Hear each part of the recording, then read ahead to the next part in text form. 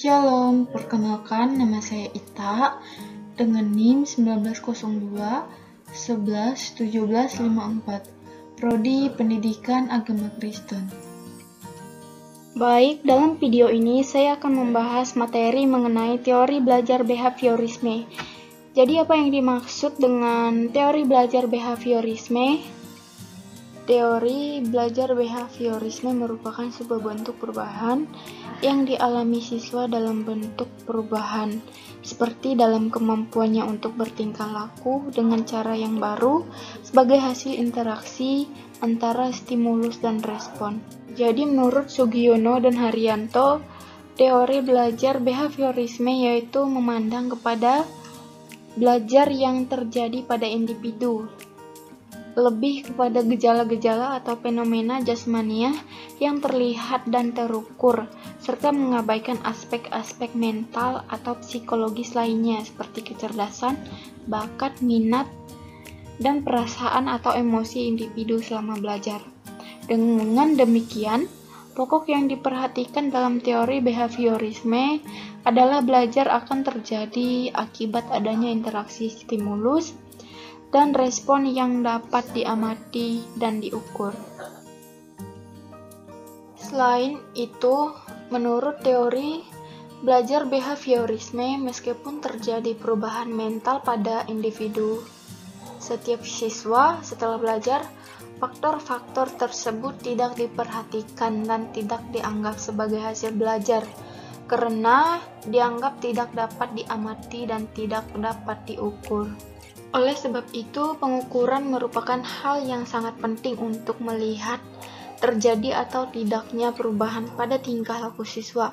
Penerapan teori belajar behaviorisme ini dalam pendidikan lebih banyak menggunakan mekanisme penguatan.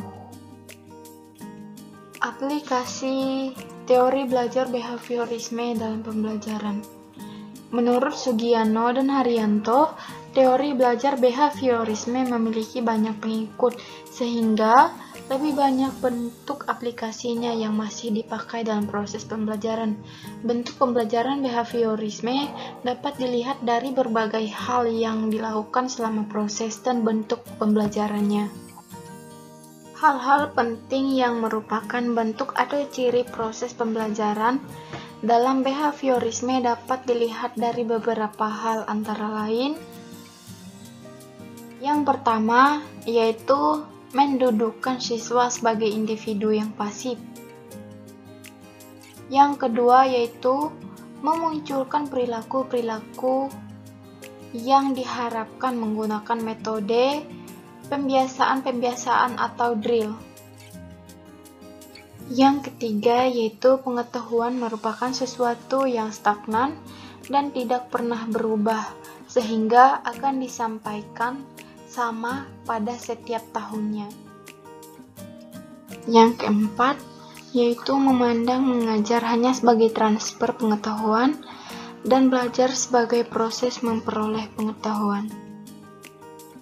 Dan yang kelima yaitu kurikulum dikembangkan secara terstruktur dan pengetahuan sudah ada sehingga siswa tinggal mempelajarinya. Tetapi menurut Sugihartono, terdapat beberapa hal yang perlu diperhatikan dalam penerapan teori belajar behaviorisme dalam proses pembelajaran, yaitu sebagai berikut.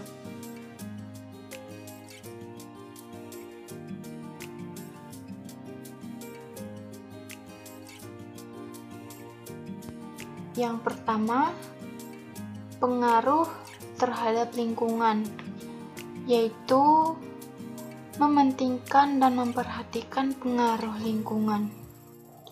Yang kedua, mekanisme terbentuknya hasil belajar, yaitu mengutamakan mekanisme terbentuknya hasil belajar melalui mekanisme stimulus dan respon.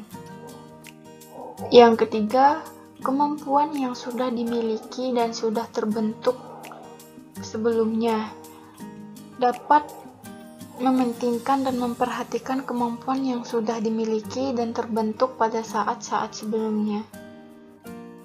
Yang keempat, kebiasaan perilaku, yaitu mementingkan pembentukan kebiasaan perilaku melalui latihan dan pengulangan.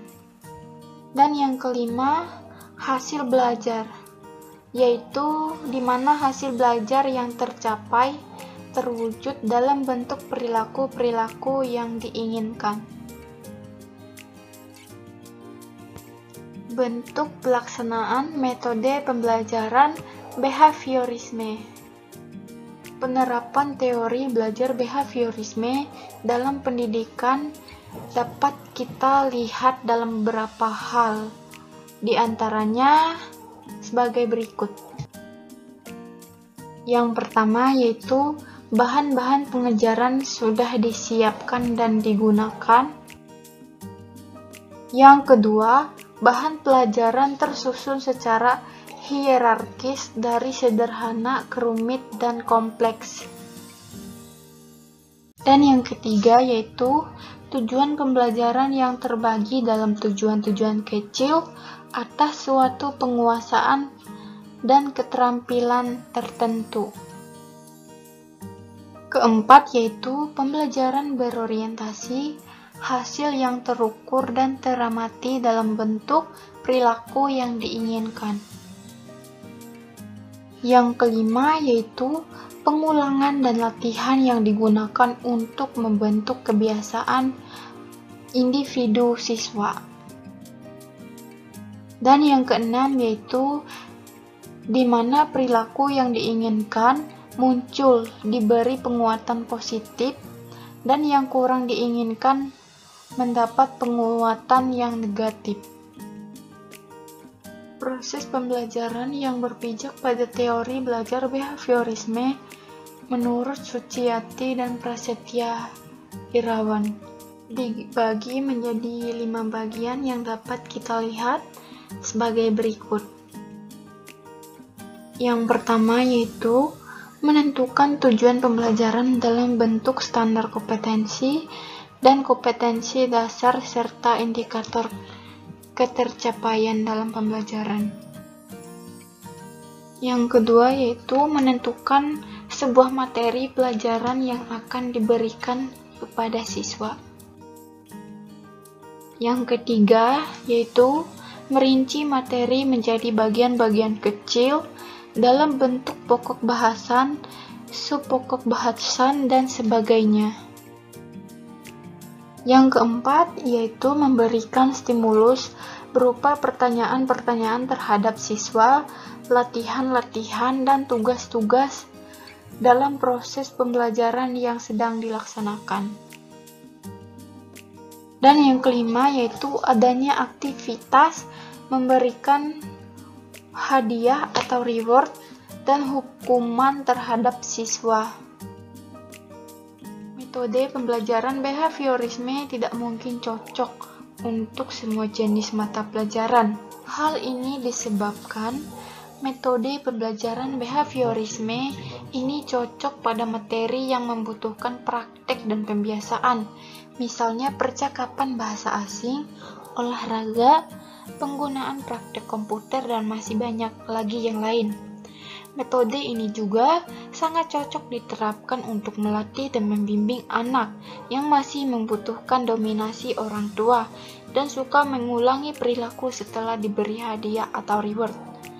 Hal ini tidak lepas dari konsep pembelajaran dalam teori behaviorisme sebagai latihan-latihan perilaku yang terbentuk akibat hubungan, stimulus, dan respon yang terjadi berulang-ulang dengan dukungan adanya hadiah dan hukuman terhadap seorang siswa.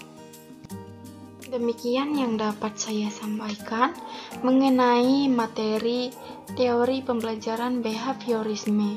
Saya menyadari masih banyak kekurangan dalam penyampaian pembahasan teori pembelajaran behaviorisme ini.